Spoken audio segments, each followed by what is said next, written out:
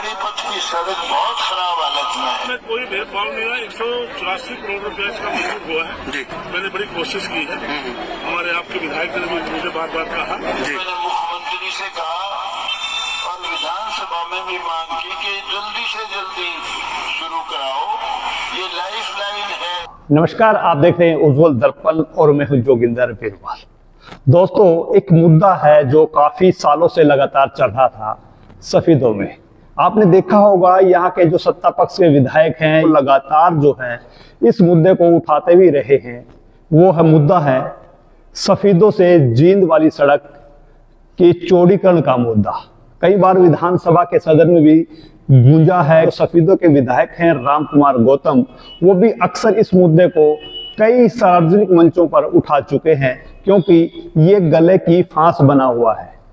और गले की फांस मैं क्यों कह रहा हूं, ये काल की सीढ़ी मैं क्यों कह रहा हूं, क्योंकि सफीदों से जींद सड़क जो है वो काफी व्यस्त है। उस पे वाहनों की आवाजाही इतनी है कि 1 मिनट तक की, या बल्कि यूं कहूं कि 1 सेकंड की भी फुर्सत नहीं मिलती।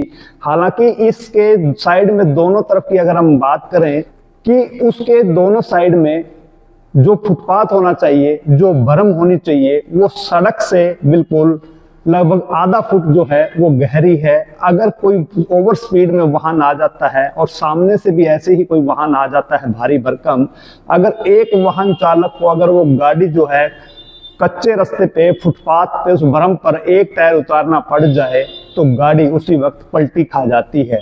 दोपहिया वाहन चालकों के लिए तो ये मौत का द्वार है, क्योंकि हम पिछले अगर 2 सालों की या 1 साल की बात करें तो यहाँ दर्जनों एक्सीडेंट ऐसे भयंकर हो चुके हैं जिसमें काफी युवाओं ने जो है अपनी जान गंवानी पड़ी।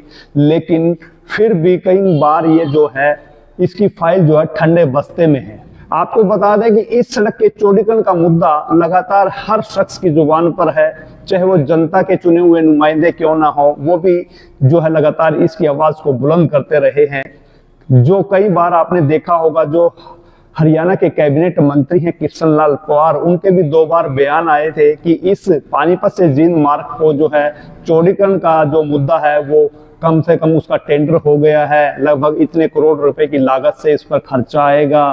पानीपत से दरियापुर मोड़ तक का एक पार्ट बनेगा, दरियापुर मोड़ से लेकर जींद तक का एक दूसरा पार्ट बनेगा।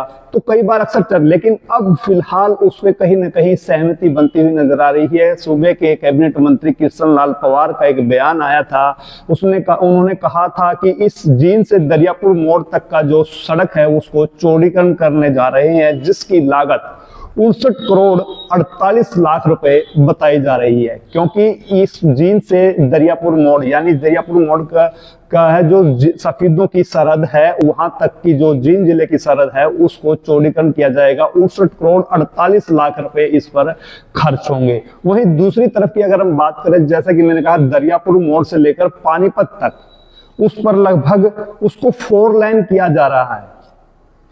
53 करोड़ 91 लाख, लगभग 54 करोड़ रुपए की लागत से वहां तक का खर्च आएगा और 4 लाइन होगी। और दरियापुर मोड़ से लेकर जींद तक जो है उस सड़क को चौड़ीकरण किया जा रहा है।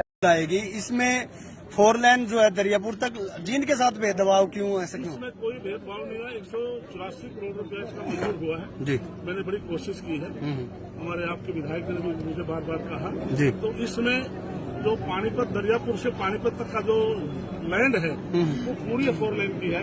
लेकिन सफीदों से जो जींद तक का दरियापुर से कहीं पर पूरी है, कहीं पर घटी हुई है।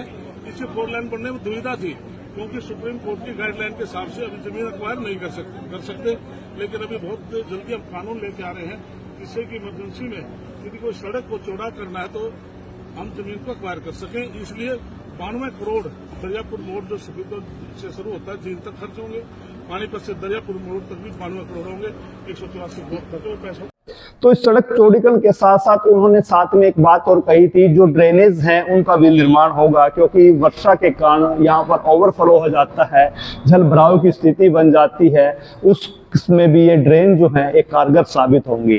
तो दोस्तों, मेन बड़ा मुद्दा क्या है कि सफीदों से जींद वाली जो सड़क है वो काल का द्वार बनी हुई है। ये काली सड़क नहीं बल्कि काल का द्वार है और इसी सड़क के ऊपर जो है काफी युवा हर रोज कोई ना कोई दिन नहीं है जिस दिन वो दिन खाली जाता हो। काफी एक्सीडेंट यहाँ पर होते हैं, वाहन क्षतिग्रस्त होते हैं, युवाओं चोटिल होते हैं, जान गंवानी पड़ती है। आखिर अब कहीं ना कहीं वो सरकार जागी है और इसका टेंडर होने की बात जो है वो कही जा रही है। तो आप इस खबर को लेकर क्या सोचते हैं, कमेंट बॉक्स में अपनी राय जरूर देना। फिर मिलते हैं ऐसी ही रोचक खबरों के साथ, तब तक के लिए धन्यवाद। जय हिंद, जय भारत।